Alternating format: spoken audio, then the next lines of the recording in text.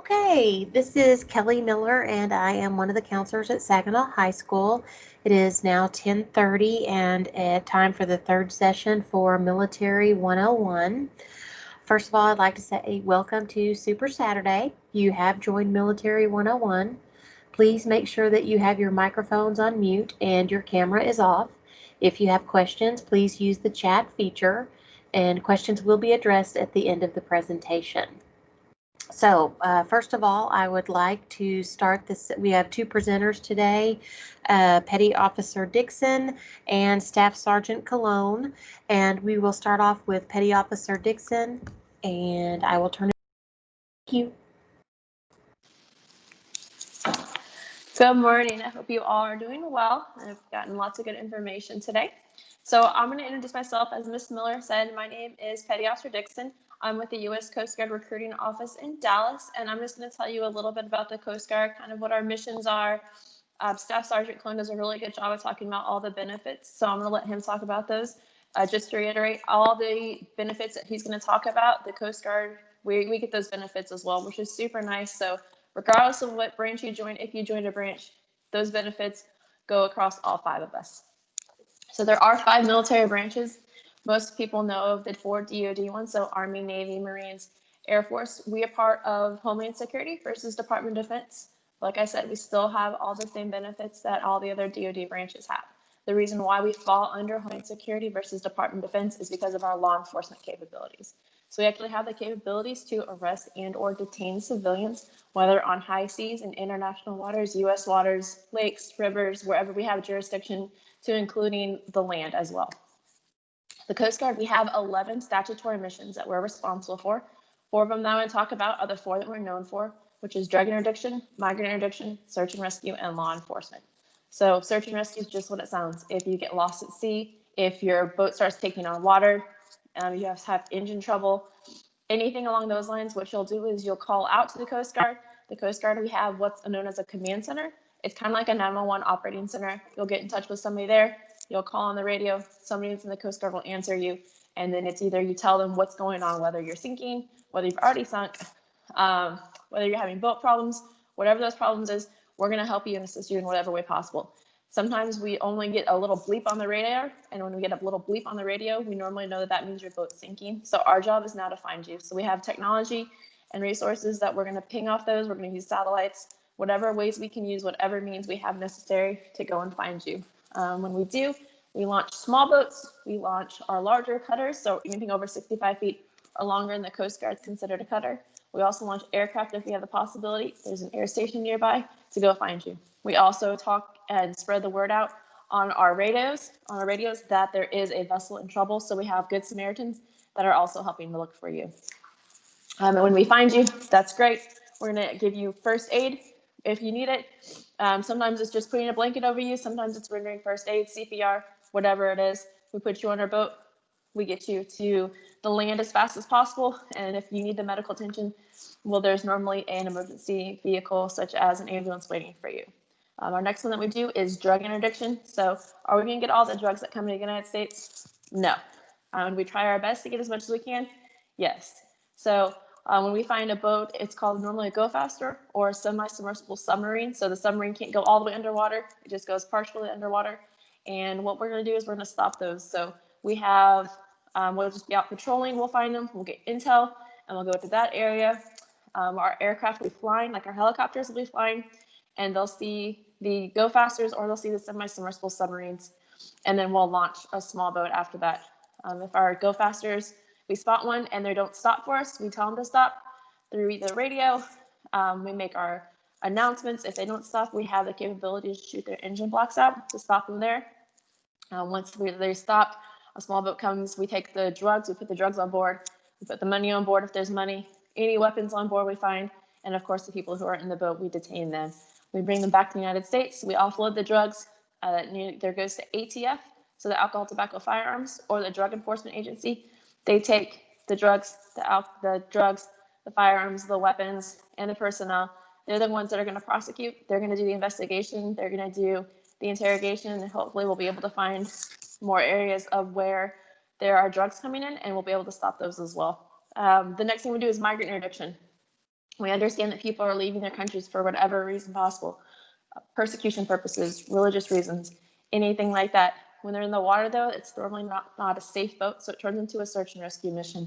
So we take them off their boat, we put them onto our boat.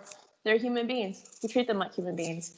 So we're going to feed them, we give them medical attention, we bring them back to their country, and we bring them back to their country, and then we leave them there, and then we come back. And we go continue on with our mission, whatever it is. A lot of times, like I said, these boats are not safe. So sometimes they don't have any water or very little food, very little shelter. So it's safer if we get them onto our boats. And then again, we have the law enforcement capability. So we're almost like police officers on the water. So we can stop boats. We do safety checks. We're just doing safety checks like a police officer does on the side of the road, making sure you have all your safety equipment, life jackets, whistles, somebody knows how to drive the boat, somebody's licensed. If you have fish on board, you have the right fish, you have the right number of fish, the right gender of fish, kind of like a wildlife officer as well. And sometimes it's just pulling a boat over and stopping them just to make sure everything's good.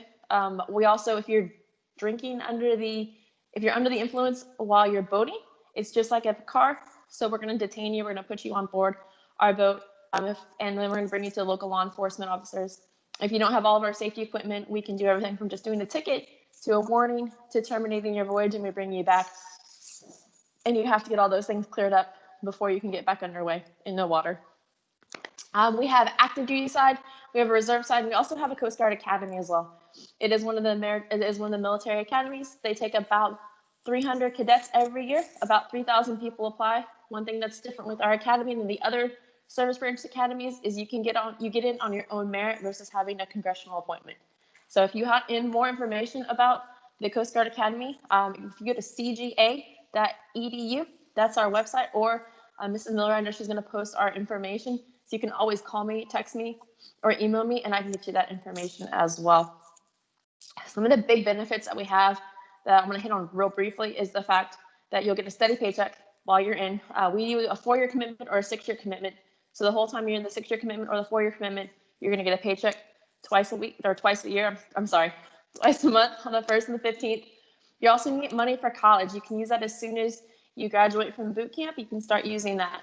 That's how I paid for college. So I have my bachelor's degree, which is great. I'm going to start working on my master's degree is my plan, and the Coast Guard's going to pay for that. So we have tuition assistance, you have the post 9/11 GI Bill, and then you have the Hazelwood Act here for the state of Texas. Like I said, Staff Sergeant Clone's going to talk about those next.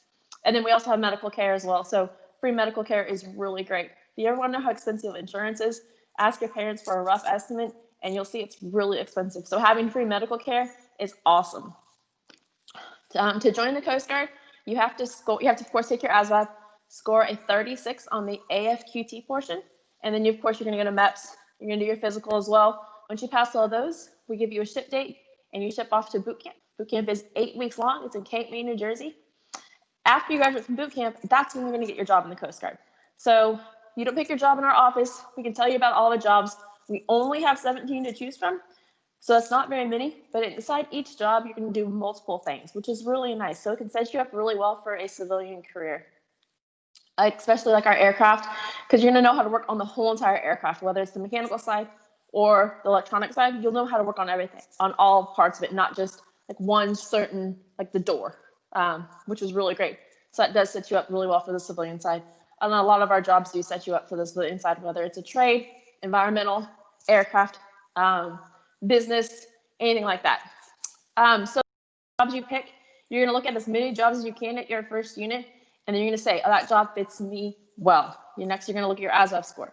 Do you have the ASVAB score for it? Yes or no? If you don't, the next thing you're going to do is you're going to retake your ASVAB, which you can do in the Coast Guard at your first unit. I had to retake my ASVAB to become a marine science technician because I didn't have a high enough ASVAB score. And then you put your name on the waiting list. It's just like waiting for anything else at your first unit. You stay there, you wait. As soon as you get the email that says you're going to school, it's kind of like an acceptance letter for college. Hey, you're going to school. This is when you're going. You head to school. You graduate from your A school is what we call it, and then you become a rated petty officer. So you're now an E4 in the Coast Guard. So that's kind of the Coast Guard in a nutshell. Again, we have 11 statutory missions. We have 17 jobs to pick from. All the same benefits, all the same pay. Everything else is as our DoD branches. We have them all. We're a really small branch. There's only about 40,000 active duty Coast Guard members. So we're really small, so that means that you're a valuable asset from the very, very beginning. So if you have any questions, definitely put them in the chat. If you can't think of anything right now, or you just want to know more information, Mrs. Miller, like I said, is going to have our contact information. So please feel free to reach out to me. Again, my name is Amanda Dixon, and feel free to ask. Thank you. Thank you, Petty Officer Dixon. I really appreciate that. I did put your information in the chat, and I also put a link for the U.S. Coast Guard Academy on there as well. So perfect. Thank you. If they want to look at it, they have it right there. So perfect. Next presenter we have is Staff Sergeant Cologne, and he is with the United States Marines. So we will let him go ahead and get started. Good morning. As mentioned before, my name is Staff Sergeant Cologne with the Marines. I'm the recruiter for Eagle Mountain Saginaw ISD, so all 3 high schools within the district. I'm going to cover some of the benefits as far as military active duty, and then I'll go ahead and cover with the Marine Corps what makes us different from the other branches, Army, Navy, and Air Force. So the first thing I want to do is pull up this little slide right here and kind of cover the financial security, advancement, and benefits of the military in general. So this is for every branch of service. Obviously, you're going to sign a contract depending on the branch of service you pick. For us, the minimum is a 4-year contract. It's a 5-year contract. What that means is you'll have guaranteed pay for 4 to 5 years, depending on what type of contract you do pick, which is rare nowadays, given everything that's going on out there in the world. It'll be hard to find an opportunity like this. Obviously, you see the starting rate right there at the bottom, starting off at E1. And if you see, as you progress throughout your years in the military, you will get paid more, as well as you progress through the rank structure within the military. You would also, and for us, the Marine Corps, the promotions are based on performance. As a Marine, we don't do written tests. We do require you to go to leadership courses that are going to teach you how to be a leader in the next rank, and all those things as far as your performance, your physical fitness test, your rifle range score, all those things accumulate into a score that's going to be a determining factor of whether you get promoted or not. So as competitive as you are is how quickly you'll get promoted in the Marine Corps. One of the unique things about the financial security of the military, and I'm going to show you right here, is so this is basically another way to look at the pay. The reason I bring this up is because you may look at the pay and say, hey, that's not a lot of money to start off with. But here's the things that people don't realize that come with being active duty military. First of all, as a Marine, you don't have to ever worry about paying for housing, because what the Marine Corps does for you is starting off as an E1 all the way to E4 corporal, you will live in the Marine Corps barracks, which is similar to dorm rooms in the college environment. So that means that you don't have to pay for rent. Now, the other thing that the Marine Corps covers is free. What the Marine Corps is going to do is going to give you about $300 to $350 a month to pay for your food. Now, as the E1 to E4, they're going to take that money out and they're going to put it into the dining facility where you're going to go to have all your meals, never having to pay for food. And then the other thing that we cover is full medical dental through TRICARE, which is one of the best medical insurances out there. You do not have to ever worry about paying for dentist visits, any type of medical. There's no co-pays. You don't have to pay for any of that. And that will save you money as well when you consider what insurance costs out in the civilian world. And then educational benefits, you never have to pay for college. What that means for you, you're going to live your life, you're going to have these things, and that money that you get twice a month is going to go straight into your pocket, so you use for whatever it is you like. So that's the chart. There's a lot more to military service. And so that's a little bit about the financial, pay, and medical. What I like to cover next is the education. So I did mention it before, you never have to pay for college, and this is how. There's 3 different programs in the military. No matter what branch of service, you're going to receive these benefits. The first one is what we call tuition assistance. Now, this tuition assistance, you're going to receive as an active duty member. You're going to receive about $5,000 a year to go to school. What that means is you go through your basic training, you go through all your initial training, and once you're done with that and you hit what we call the Fleet Marine Corps and you're living your life as a Marine, you can immediately start going to school. And that is 100% of your tuition covered while you're on active duty. What this will help you also towards promotion for all the college courses that you receive, all the credits. That will go into the promotion system to help you get promoted. And this is available at every duty station. We have colleges on base. We have colleges out in town. You can take colleges courses online. All these things are available through tuition assistance. Additionally, what we have is what we call the Post 9/11 GI Bill. This is this covers 4-year university 100% tuition, and it also covers fees, books, supplies. Additionally, we're going to give you a monthly housing stipend, which what that is money for rent. So the average cost of a 1-bedroom apartment in Fort Worth may be $800 to $1,000.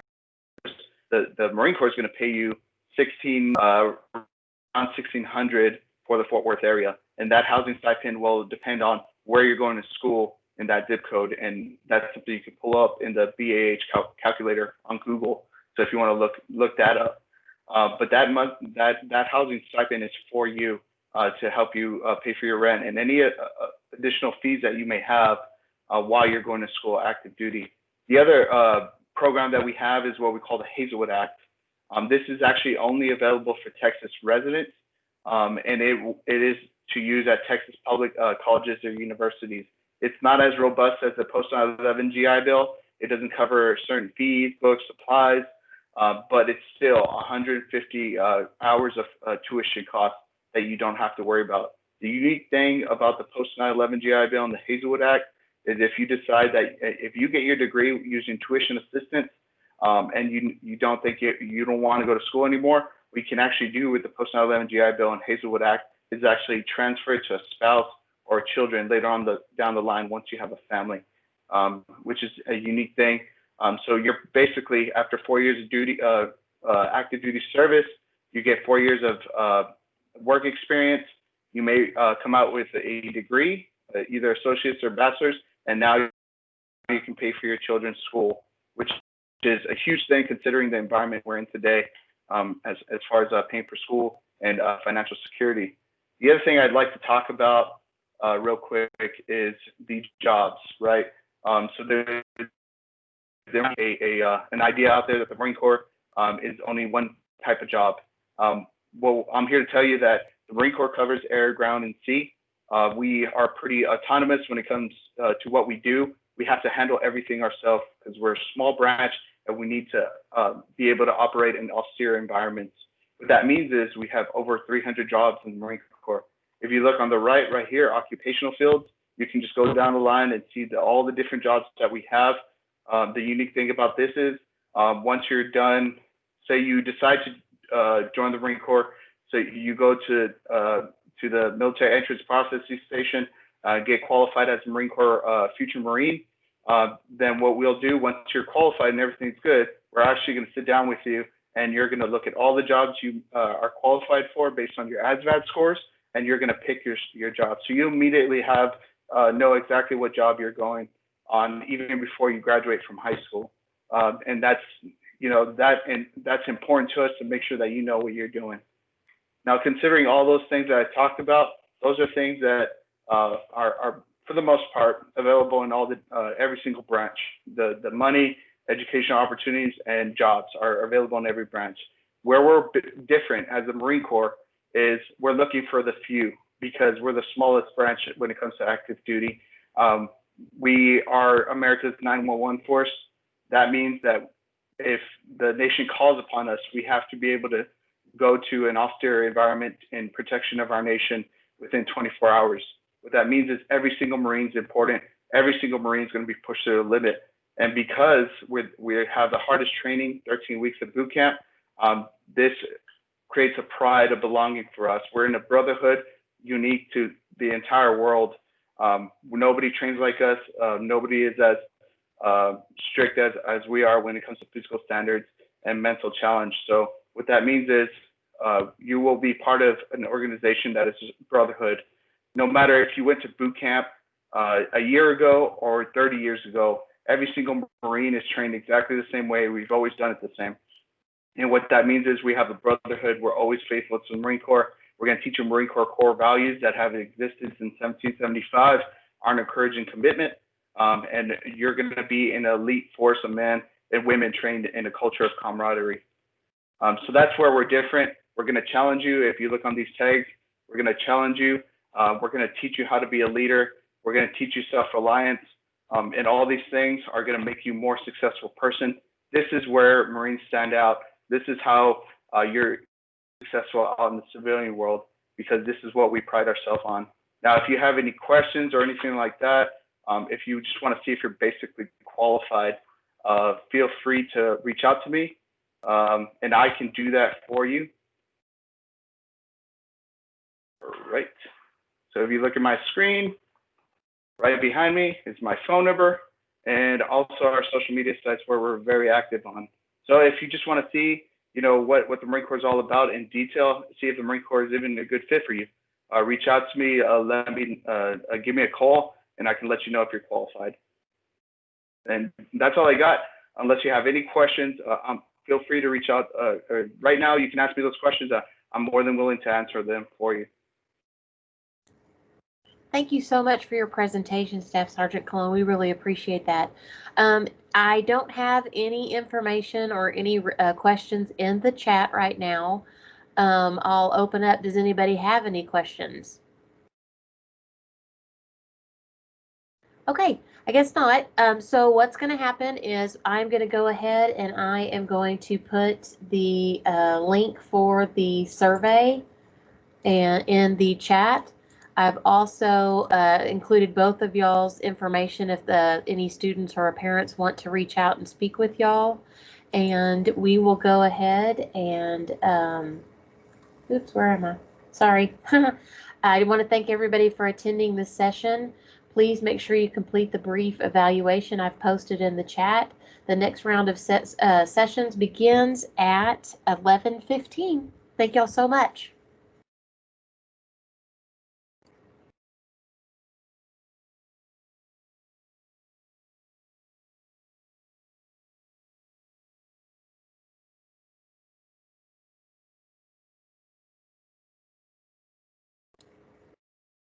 Hey, Kaylin. Yes. Okay. They do not know that you're going to be the person that's going to be facilitating the meeting next. So I don't know if Staff Sergeant Cologne is still here and Petty Officer Dixon is still here, but Ms. Harden is going to actually be the facilitator for the meeting at 11:15. I'm going home. My kid just came home from college, so I'm leaving early and we're going to go vote. Yay! So I just wanted to let y'all know that. But I also wanted to say thanks so much for both of y'all joining our Super Saturday and all the information y'all gave, because it is awesome. Yeah, you're very welcome. Y'all, thank you so much.